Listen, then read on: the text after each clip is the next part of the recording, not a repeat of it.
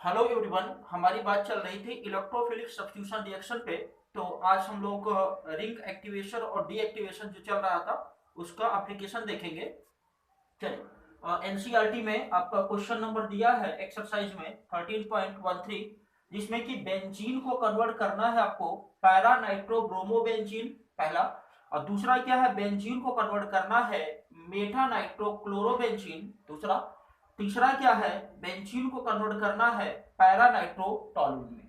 तो आपको ये सिखाया गया कि जो ये आपके पास बेंजीन रिंग होती है, यहाँ पर क्या होता है, कोई ग्रुप लगा हुआ है जी। ठीक है, कोई ग्रुप लगा हुआ है जी।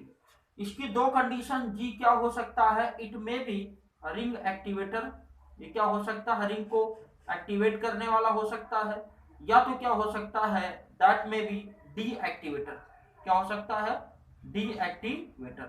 अगर रिंग एक्टिवेटर होता है तो वो क्या होगा, ऑर्थो और पैरा डायरेक्टिंग होता है। कैसा होता है, ऑर्थो और पैरा डायरेक्टिंग।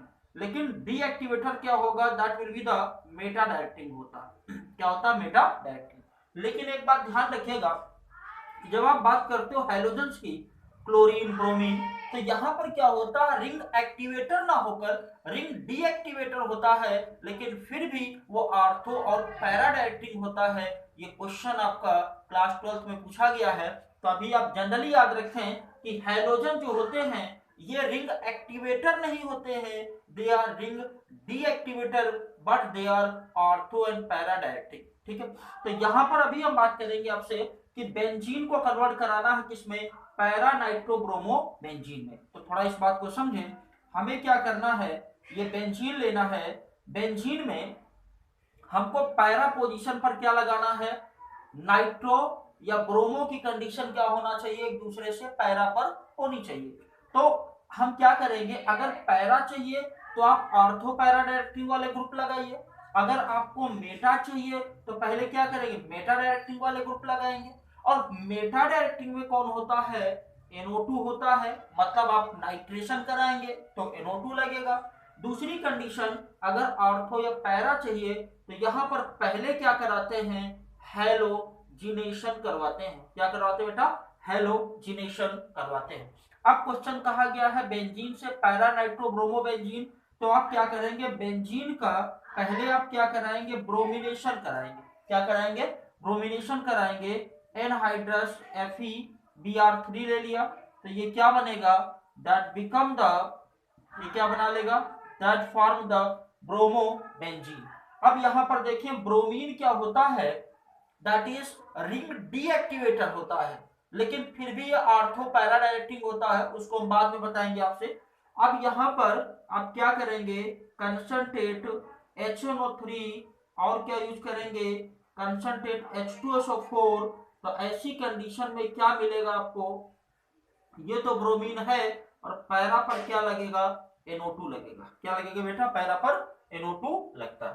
दूसरा क्या दिया हुआ है, ये पहला हो गया।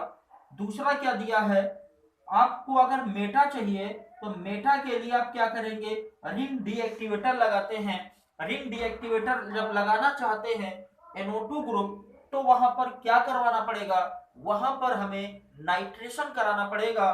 तो यहां पर क्या है, आपके सामने बेंजीन रिंग है, इसका आप क्या इसमें क्या डालेंगे, कंसंट्रेट HNO3, और यहां पर क्या डालेंगे, कंसंट्रेट H2SO4।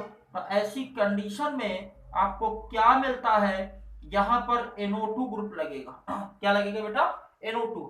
तो हमने क्या बताया, यहां पर ब्रोमीन क्या होता है, रिंग डीएक्टिवेटर होता है, लेकिन फिर भी क्या होगा, आर्थो पैरा डायरेक्टिंग होता है। लेकिन यहां पर NO2 आपका रिंग डीएक्टिवेटर होता है, लेकिन ये आपका ये क्या होता है, मेटा डायरेक्टिंग होता है, मतलब आने वाले ग्रुप को कहां पर भेजेगा, मेटा पोजीशन पर भेजता है। तो यहां पर आप नाइट्रो बेंजीन की रिएक्शन किससे कराएंगे, एनहाइड्राइड AlCl3। क्या करेंगे, एनहाइड्रस AlCl3। तो ऐसी कंडीशन में आपको क्या मिलेगा, यू विल गेट NO2 यहां पर रहेगा, और ये आपका Cl क्या होगा, यहां पर रह जाएगा। तो इसको क्या बोलते हैं, मेटाक्लोरो नाइट्रो बेंजीन। ठीक है, तो अगर नहीं समझ में आता वीडियो को आप फिर से जो है बैक करके देखें, कि चीजें आसान है, हो जाएंगी, नोट करें फिर आगे चलते हैं। चलिए आगे बात करेंगे आपसे हम। अगला क्या है, पैरा नाइट्रोटोलुइन बनाना। क्या बनाना है बेटा, पैरा नाइट्रोटोलुइन बनाना। तो अगले स्टेप में क्या करते हैं, इसको थोड़ा समझते हैं हम। अगले स्टेप में क्या करते हैं, आप क्या करेंगे, पहले लेते हैं बेंजीन, क्या लेते हैं, बेंजीन, और पैरा पर बनाना है तो यहाँ पर आपको टोलुइन बनाना है। तो आपको इसके पहले लेक्चर में हमने आपको क्लियर किया था, CH3Cl in the presence of anhydrous AlCl3। तो ऐसी कंडीशन में आपको क्या मिलता है, यू विल गेट CH3, क्या बोलते हैं, टोलुइन बोलते हैं।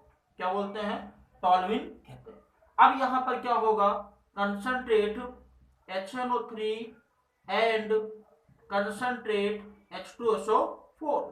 तो ये CH3 ग्रुप क्या करता है, रिंग एक्टिवेटर होता है, और आने वाले ग्रुप को कहां पर बैठाएगा, एट पैरा एंड ऑर्थो पर। लेकिन जो पैरा प्रोडक्ट होता है वो ज्यादा होता है। तो ऐसी कंडीशन में क्या होगा, यहां पर आप लिखेंगे क्या, CH3, और यहां पर क्या लगा देंगे, NO2, that is para nitrotoluene. क्या होता है बेटा, पैरा नाइट्रोटोलुइन। तो ये जो होता है रिंग को क्या करता है, एक्टिवेट करता है। रिंग को क्या करता है, एक्टिवेट करता है। अब किसके थ्रू करता है, थ्रू हाइपर कंजुगेशन। किसके थ्रू करेगा बेटा, हाइपर कंजुगेशन के थ्रू ये करता है। ठीक है, तो ये कन्वर्जन थोड़ा बार बार प्रैक्टिस करेंगे तो चीजें क्लियर हो जाएंगी। चलिए नोट करें फिर आगे चलते हैं। अब देखिए आगे क्वेश्चन पर आते हैं, एनसीईआरटी प्रॉब्लम ही चल रहा है अभी।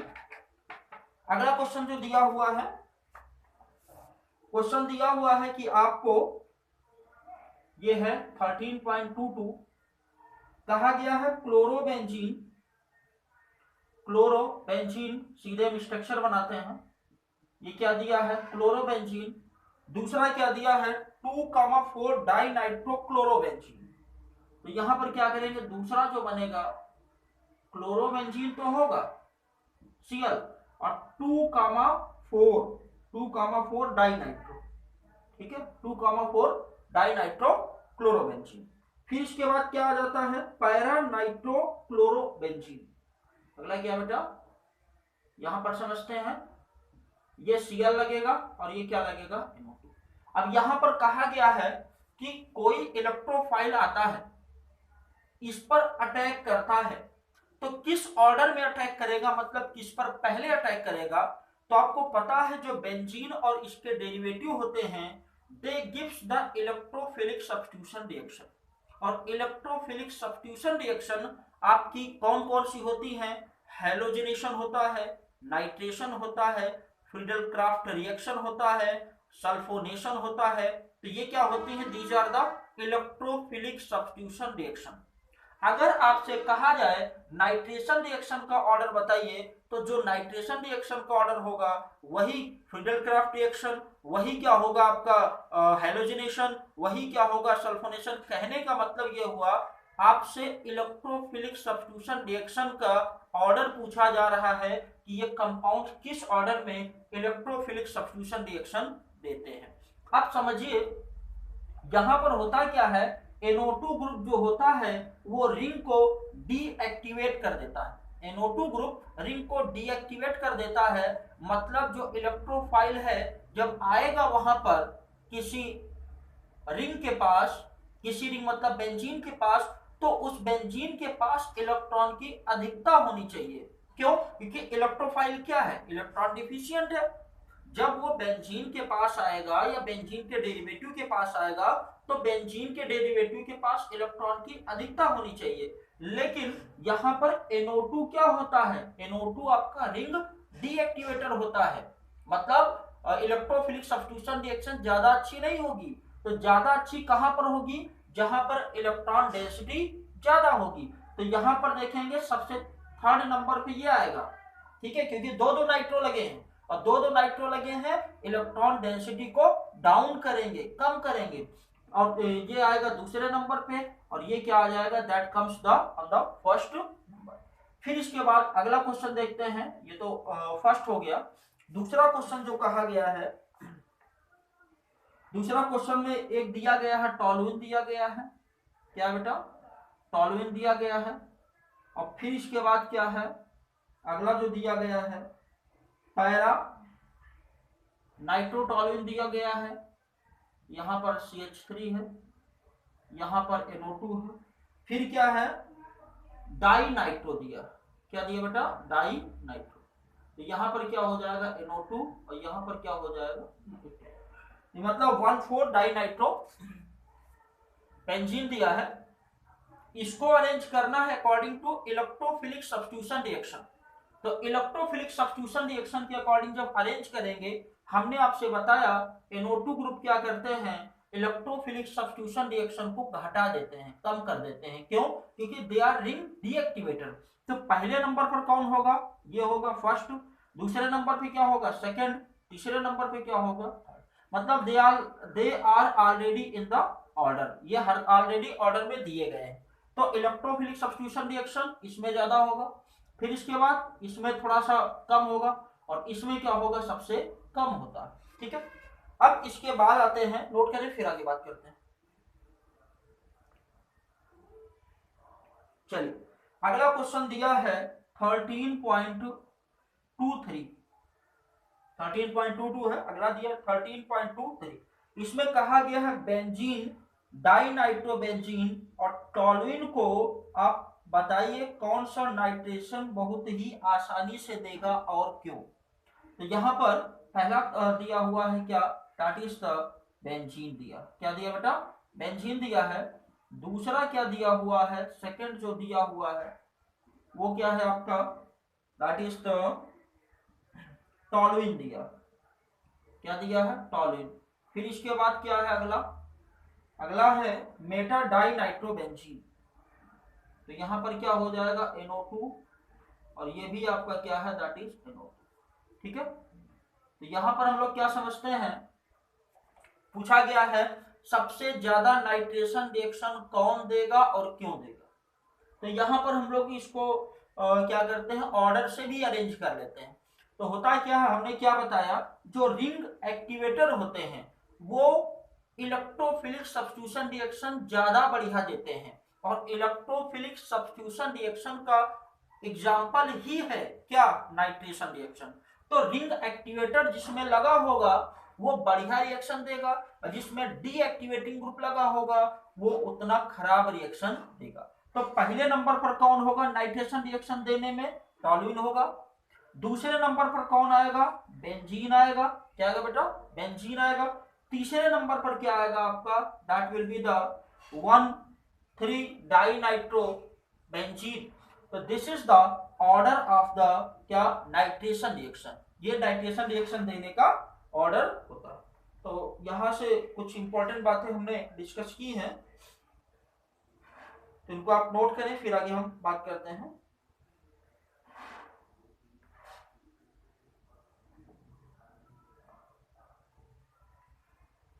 चलिए कोशिश करिएगा कि इनको ज्यादा से ज्यादा प्रैक्टिस करें। चलिए आगे चलते हैं।